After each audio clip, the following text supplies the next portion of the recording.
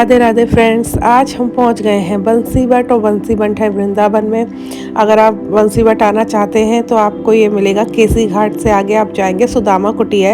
आप पूछ लेंगे किसी से भी सुदामा कुटी कहाँ से, कि जस्ट बगल में 50 मीटर 100 मीटर की दूरी पे है आपका ये बंसी बट।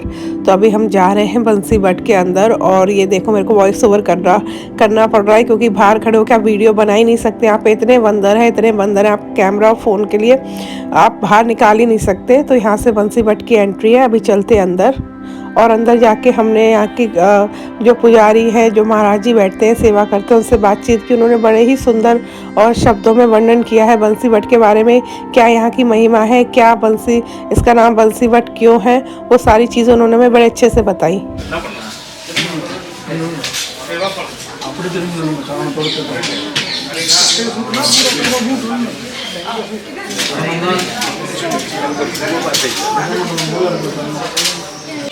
ब्रजवासी की, ब्रजवासियों की जय। बासी तो मिठाई वाला है। और जैसे हमने सुना यहाँ कान लगाओ। हाँ, यहाँ कान लगाओ तो भक्तों को बंसी की, ढोलक की, तबले की, मृदंग की आवाज़ सुनाई देती है। अच्छा, तो यहाँ मतलब मैंने जहाँ तक सुना, जो मुझे पता है बता दें, यहाँ लोग इसलिए बंसी बजाते, मतलब कृष्ण भगवान बंसी बजाते थे अपने गैयाओं को इकट्ठा करने के लिए। गाय तो इकट्ठा करते हैं, भगवान गोपियों को बुलाने के लिए यहाँ बंसी बजाते हैं। आप पूरा संक्षेप में और बता देंगे। ये बंसी बट है। बोलते हैं कि वृंदावन सो बनही, नंद गाँव सो गाँव, बंसी बट सो बचन ही, कृष्ण नाम सो नाम। यहाँ प्रभु नित्य गाय चराने आते हैं सुबह के समय। भगवान की गाय यमुना किनारे पे चलती, भगवान इसी बट के नीचे बंसी बजाते, आज भी बजाते। आश्विन के महीने की पूर्णिमा, इसी महीने की जो पूर्णिमा है उसको बोलते हैं शरद पूर्णिमा। शरद की रात में प्रभु ने यहाँ ऐसी मधुर बंसी बजाई। बंसी को सुना तो सब लगे गोपी यहाँ पे आ। सभी गोपियों की इच्छा हुई कि भगवान तो नित्य राधा रानी के संग रास की लीला करते हैं, ऐसी कृपा हम पे भी हो प्रभु, आज आप हमारे संग महारास की लीला। तो भगवान ने यहाँ योग माया का आश्रय किया और जितनी गोपी अपने उतने ही रूप प्रकट कर दिए। एक गोपी है कृष्ण, एक गोपी है कृष्ण। यहाँ पे भगवान ने महारास की लीला की है। इस लीला का दर्शन करने के लिए भगवान शंकर यहाँ पे आए हैं। शंकर भगवान को प्रवेश नहीं मिला कि कोई पुरुष नहीं आ सकता, तो भगवान शंकर यहाँ गोपी बन करके आए, तभी से उनका नाम हो गया गोपीश्वर महाराज। तो भगवान की रासस्थली है बंसी बट। श्रीमान रास रसारंभी बंसी बट तत्स्थित। तो भगवान रास करने के लिए आए हैं कहाँ? यमुना के किनारे बंसी बट। यहाँ प्रभु ने बंसी बजाई, आज भी बजाते हैं। सूरदास जी का पद है कि मैया मोरी मैं नहीं माखन खायो, भोर भय गैयन के पाछे मधुबन मोहि पठायो, चार पहर बंसी बट भट को सांझ परे घरा। भगवान बोलते हैं 4 पहर में बंसी बजते हैं। 4 पहर का मतलब होता है 12 घंटे। आज भी प्रभु आते बंसी बजाते हैं। आज भी भक्तों के वृक्षों में भगवान की बंसी, ढोलक की, तबले की, मृदंग की, घुंघरू की, नूपुर की आवाज़ सुनाई देती है। ये भगवान की रासस्थली है बंसी बट। और ये चांदी की बंसियाँ रखी ये बंसी है, यहाँ भक्त लोग बंसी चढ़ाते हैं। अच्छा, चढ़ाते हैं। अच्छा। वंश रक्षा, वंश वृद्धि, कामना पूर्ति के लिए, भगवान को बजाने के लिए बंसी बट पे बंसी दान करते।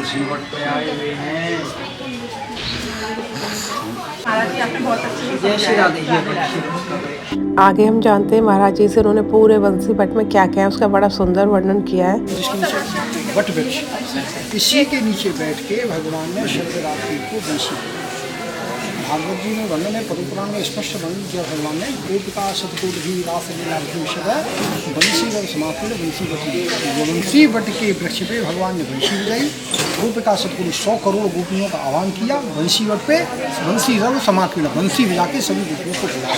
तो ये वही बट वृक्ष है। ये जो गिरिराज जी है वो यही स्थान है जहाँ भगवान श्याम सुंदर खड़े हुए और खड़े होकर बट के नीचे बंसी बजाए। तो ये वह गिरिराज जी जो है वो साक्षात परम ब्रह्म का स्वरूप है। ब्रज का देवता गिरिराज, और गिरिराज को श्याम सुंदर ही भगवान श्याम सुंदर ही माना गया। तो वो यही है, यही वो स्थान है जहाँ भगवान श्याम सुंदर खड़ेंगे और इसी बट के नीचे बंसी हो जाएगी, वही बट। ये आप आएंगे, आप कहीं भी मान लगाएंगे तो जाते बंसी की, नूपुर की, मृदंग की, ढोलक की धुनी सुनाई देगी। इन्हें सबसे पहले जो रासकुंच अध्याय जहाँ में लीला को वर्णन है श्री भागवत में, वो लीला यही सुनाई। भगवान पितारात्रि सर्वोत्त कुल मल्लिकाम दीक्षानंत मनचक्री योग मायम उपासता। तो पूरे ब्रजमंडल में ये यहीं पर भगवान व्यास जी के दर्शन है और सुखदेव की दंडवत कर रहे हैं। वही भगवान व्यास जी बैठे हुए हैं और सुखदेव जी दंडवत कर रहे हैं। ये पूरे विश्व ब्रज मंडल में व्यास जी को एक ही स्थान है, यहाँ व्यास जी और सुखदेव जी के दर्शन कराए गए। यहीं बैठ के भगवान व्यास जी ने सुखदेव जी को श्रीमद् भागवत की कथा सुनाई। श्रीमद् भागवत में रास पंचाध्यायी जो यहाँ की लीला है। पंडित गोस्वामी उनके गुरु होते श्री परमानंद भट्ट गोस्वामी, तो वो यहाँ डेली सेवा किए करते, झाड़ू सेवा किए करते। तो जई बन के नीचे उन्हें बंसी की धुनी सुनाई गई, तो उनने जा जाके खोलो, यहीं से श्री राधा गोपीनाथ जी को विग्रह प्राप्त हुआ। वो गोपीनाथ जी को विग्रह 20 वर्ष यहाँ सेवित रहे। बाकी बाद एक सेठ ने मंदिर निर्माण कराया, वहाँ चलो गो। जब औरंगजेब को आक्रमण गया तो वो मंदिर वो शिव विग्रह जयपुर चला गया। तो वो ओरिजिनल जो विग्रह है वो जयपुर है, वो जय की मूल से प्राप्त हो। चेतन चरतामृत में जब उनको बात को वर्णन है, सीमन रास रसारम भी बंशी वट कर स्वर्ण वेणु शनिवे गोपी गोपीनाथ, यही भगवान का नाम है वो गोपीनाथ। उससे पहले जगत गुरु आचार्य हुए श्री भगवान निम्बार्काचार्य, उनके द्वारा सेवित हुए जी। परीक्षित के कछु समय ही बाद है, तो उन्होंने वो सबसे पहले अद्वैत और द्वैत बात के हुए थे, और वो प्रिया प्रीतम को भजने की जो परंपरा थी उन्हीं की थी, तो उनके द्वारा सेवित है। और उनके बाद इजाज शिव विग्रह को महाप्रभु ने, चेतन महाप्रभु ने, वल्लभाचार्य जी ने, मधु पंडित गोस्वामी ने, परमानंद भट्ट गोस्वामी ने, जयदेव गोस्वामी ने यहीं पे गीत गोविंद लिखो। धीर समीरे यमुना तीरे बसोते गुण मनमाली गोपी तीन पयोधर मर्दन चंचल कर योगशाली। तो यहीं पे गोपी जयदेव गोस्वामी जी ने भी किया शिव विग्रह की सेवा करी। आप बता रहे हो मतलब प्राचीन काल से जी। भगवान निम्बार्काचार्य जगतगुरु, सबसे पहले जो निम्बार्क संप्रदाय के आचार्य हुए जगतगुरु निम्बार्काचार्य, उनके द्वारा सेवित है, और आज तक उसी परंपरा में सेवा चला। हम वही शिष्य परंपरा वंश परंपरा में आज भी यहाँ सेवा कर रहे हैं। गर्ग संहिता एक बुक लिखी, जहाँ में ब्रज को वर्णन सबसे ज़्यादा यही में है, जो मुख्य लीला है, जो ब्रज की लीला भागवत जी में ना है, वो लीला यहाँ में है। गर्ग संहिता सबका वर्णन उसी में, तो यही स्वयं गर्गाचार्य जी है। और इन्हीं ने और भगवान के प्रपौत्र वज्रनाभ ने जहाँ ब्रज की पूरे की खोज करी, और मुख्य मुख्य लीला जो स्थली उनकी खोज की थी भगवान गर्गाचार्य जी। इन्होंने लिखो पद्म पुराण में वर्णन है, वंशीधरता ही गर्ग संहिता में वंशीधरता ही बिडोल कडाल राधापति संजय पद्मुख चलंतम कंदर्प कोट घनमान हरंग कृष्णांग वंशी बटे नटवर में सर्वात। मतलब 1 करोड़ नाम और कहीं नहीं, वंशी में एक बार भगवान नटवर को भर दें तो वो सब एक समान है। तो गर्ग संहिता जी भगवान गर्गाचार्य जी हैं, जो लोग गर्ग संहिता लिखे। उधर जाके देखोगे तो जहाँ बाल बाल बैठे हुए हैं। सूरदास जी को पता है, आपने सुनो हो, भैया मोरी मैंने माखन खायो, भोर भे गैयल के पाछे मधुबन मोय पठायो, 4 पहर बंसी बट भटके सांझ पर घर आए। तो भगवान की गैया दोपहर में यहाँ आ जाती, यहाँ आती और भगवान जई बट के नीचे बंसी बजाते और बाल बाल के संग बैठ के भोजन करते। एक दिन भगवान ने अपने मित्र से कही कि अगले दिन तुम नया बढ़िया बढ़िया जो भी भोजन है वह लेके आइए। तो सब बाल बाल अपने लेके आए। श्री रामा की ऐसी स्थिति की भी ऐसा माला चाहिए। तो बाकी ने अपनी माँ से गई, माँ गई पड़ोस से माँ लाई, तो एक दिन पुरानी कढ़ी लिया, कढ़ी लेके वो यहाँ आ गई। यहाँ जब श्री दामा ने उन सबके आइटम अपने अपने व्यंजन देखिए तो श्री दामा घबरा गई, बोली मेरी तो प्राचीन बहुत मतलब खट्टी गाड़ी है और जाए मैं लाड़ा रुपये से गवाऊँ। तो श्री दामा जई पेड़ के नीचे, जब पेड़ की बोलो दधी लता जी पूरे में हो, अब जी मूल से दोबारा उत्पन्न रहे हो यही पूरे मूल में, तो दधी लता जई के पीछे बैठ के वो कड़ी पी कड़ी फैल गई।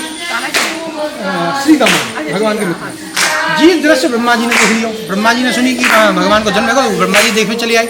जी दृश्य जब देखे तो ब्रह्मा जी बोले कि जी कैसो ब्रह्म है, ये तो चाट रहा। तो जब उनने यहाँ से ग्वाल वालन की चोरी करी, ये ब्रह्मा जी हैं, ये ग्वाल वालन की चोरी करते रहे।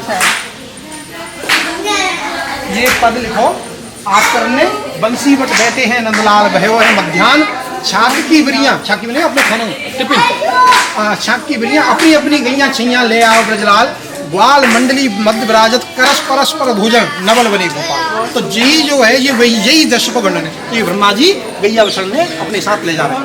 तो 1 वर्ष बीतो तो ब्रह्मा जी ने पता लगी, ब्रह्मा जी घूम के आए, उन्हें देखो तो सब यहाँ घूम रहे हैं।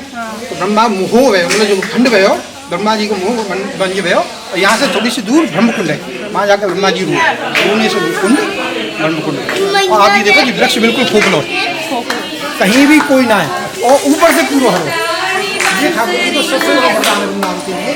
और जब वृक्ष के लिए जैसा कि महाराज जी ने बताया, मैं आपको दिखा रही हूँ, पेड़ के अंदर से पूरा खोखला, इसकी जड़ एकदम सूखी हुई है और पेड़ एकदम हरा है। ऐसे पेड़ आपको वृंदावन में कई जगह देखने को मिल जाते हैं। यहाँ बंसीवट में 2 पेड़ हैं, दोनों में से ही बांसुरी की आवाज़ आती है, और ये पेड़ तो बिल्कुल खोखला है, फिर भी इसमें से बहुत सुंदर बांसुरी, पायल, मृदंग, ऐसे नगाड़ों की आवाज़ सुनाई देती है। दूध में डाल दें तो दही है, जहाँ हमारे यहाँ बोले दही लता, अब जाते कान लगाओगे तो जब मैं बंसी की, नुपुर की, मृदंग की, ढोलक की धुन कोई धुन सुनाई देगी।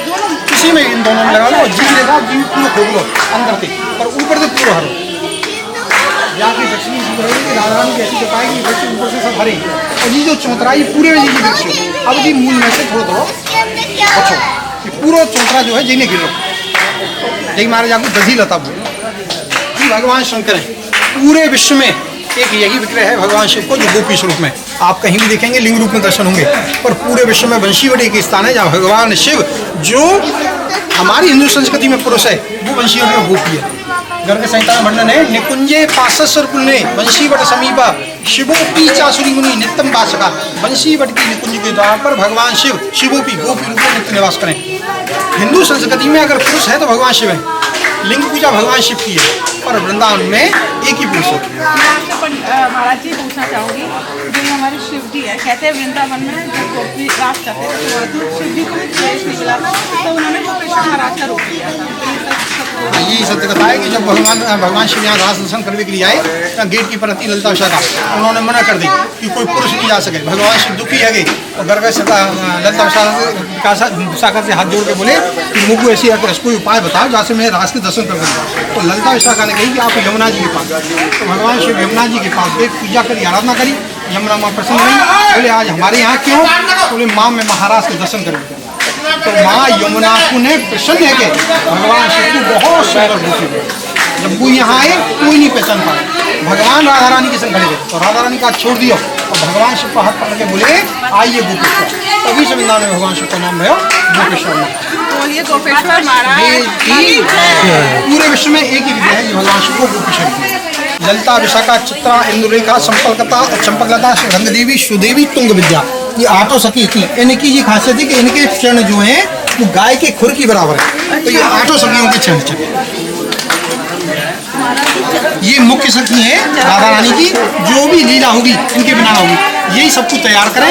गोपीर बोधे बहनू एक हेलिया नंदेर बेटा कहूँ बंगला में भाषा की ऐसी वैसी धुन है। ये नंद के बेटा जो खाओ उन गोपीन के चरण तो ये ब्रज की सबसे बड़ी। तो वृंदावन में जितने भी मंदिर देवालय आप देख रहे हैं और देखेंगे सब किसी ना किसी ने बनाए हैं व्यक्ति विशेष के लिए। कोई भी ऐसा मंदिर नहीं जो व्यक्ति विशेष का कोई भी है जो काम ब्रह्म ने बनाई। यहाँ पे महाराज जी ने बहुत ही सुंदर शब्दों में हमें वर्णन किया बंसी बट का, दो वृक्ष, उसका क्या महत्व है, जो जगह जगह छोटे छोटे मंदिर बने हैं उनका क्या महत्व है, इसमें प्राचीन राधा कृष्ण का मंदिर है, हर चीज़ का महत्व समझाया हमें। और पीछे से जैसे कि आप देख रहे हो लोग डांस कर रहे हैं, राधे राधे कह रहे हैं, बहुत ज़्यादा वॉइस ओवर आ रहा था। तो महाराज जी क्या कह रहे हैं कुछ समझ में नहीं आ रहा था क्योंकि वॉइस एकदम मिक्स हो गई थी। वो लोग भी मगन थे अपने उसमें, डांस कर रहे थे राधा राधा कृष्ण कृष्ण नाम में। तो हम लोगों ने भी फिर उन्हें चुप नहीं कराया। आप देख रहे हैं पीछे वो डांस कर रहे हैं और यहाँ महाराज जी ने बहुत सुंदर शब्दों में हमें समझाया, उनको मैं यहाँ धन्यवाद दे रही हूँ। आप कहाँ से आई हैं? हम गुजरात पट्टन से हम। अच्छा, फर्स्ट टाइम वृंदावन आए? पहले पट्टन टाइम है। थर्ड टाइम आए हैं। अच्छा, बंसी बट का आप चुके होंगे सबसे पहले? बहुत प्रिय है हमें, बंसी बट हमको बहुत प्रिय है। तो वृंदावन से आपको क्या लगा? वृंदावन से हमारा अपने आप का कुछ लगाव है। हमारी ये भूमि लग रही है हमें कृष्ण भगवान से अपने आप से लगाव है कि एक बार आया तो बार बार? नहीं, हमें तो बोल रहे थे हर साल आप बुलाओ, साल में 2 बार बुलाओ, 3 बार बुलाओ, यही वास करना चाहते हैं। जब यहाँ आते हैं तो खुशी होती है, जाते हुए आँख में आंसू होते हैं? तब तो याद आता ही नहीं, हम यहाँ आते हैं तो कुछ भी याद नहीं आता, संसार से एकदम कट गए, दूसरी दुनिया है। क्योंकि कृष्ण भगवान से हमारा ऐसा लगाव ही है। द्वारकाधीश भी आपके यहाँ? जी हमारे मैं गई हूँ, मैंने द्वारकाधीश गई हूँ, मेरी सिस्टर रहती है और मैंने द्वारकाधीश के दर्शन किए हैं। इस्कॉन है वहाँ मैं गई हूँ, मैंने दर्शन किए हैं। और मेरा गुजरात से, मेरा तो जन्म भी गुजरात का है। सौराष्ट्र से है, वो भी बहुत अच्छा है, उसकी जन्मभूमि है, अच्छा बहुत है। Radhe Radhe. Thank you very much. Radhe Radhe.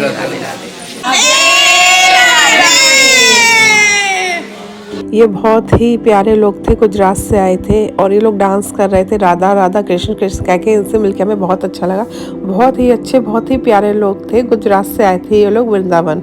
अभी मैं यहाँ पेड़ पे कान लगा के बंसी की आवाज़ सुनने की कोशिश कर रही हूँ। अभी आपने थोड़ी देर पहले देखा था, गुजरात से बहुत ही प्यारे भक्त आए थे, तो काफ़ी शोर था, राधा राधा कृष्ण कृष्ण सब चिल्ला रहे थे, तो उस टाइम ध्यान लगाना मुश्किल था। अभी सब लोग जा चुके हैं, बंसी बट खाली है, ज़्यादा लोग नहीं है। मैं थोड़ा ध्यान लगाने की कोशिश कर रही हूँ। यहाँ 2 पेड़ हैं, दोनों पेड़ में बंसी की आवाज़ आती है। इस पेड़ में तो मुझे कुछ खास सुनाई नहीं दिया, तो यहाँ मैं आ गई दूसरे पेड़ के पास, और यहाँ पे मुझे जो फील हुआ मैं आपको शब्दों में बता ही नहीं सकती। आप जब जाएंगे, ज़रूरी नहीं आपको बंसी की आवाज़ सुनाई दे, आपको ऐसे मृदंग, नगाड़े या पायल, छमछम उस टाइप की आवाज़ सुनाई देती है, जो कि बड़ी सुंदर लगती है।